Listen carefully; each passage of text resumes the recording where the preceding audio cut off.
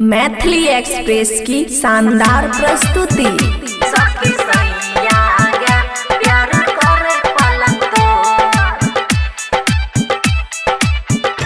खुशी recording studio बलुआहा। रात के अखिया से गिर रही दयालोर सखी सैया गे प्यार करे पलंग तोरे सखी सैया गे प्यार करे पलंग तोर। मिक्स बाय अमन अक्के। सुमित सतीश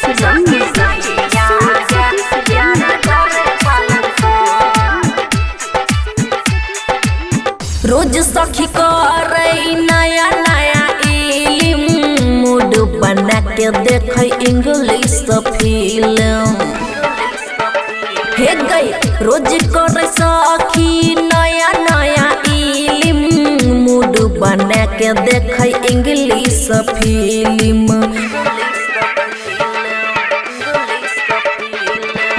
देह के पूरा सखी दै छै झरकोर सखी सैया गे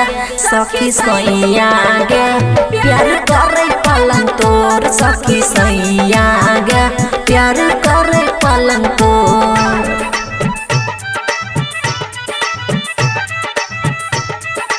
खुशी रिकॉर्डिंग स्टूडियो बलुआहा। सुमित सतीश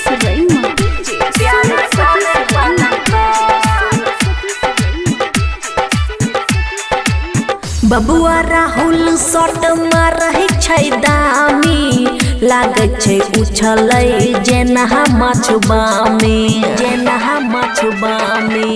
बबुआ राहुल शॉट मारै छै दामी लागै छै उछलै जेना मछुबामी।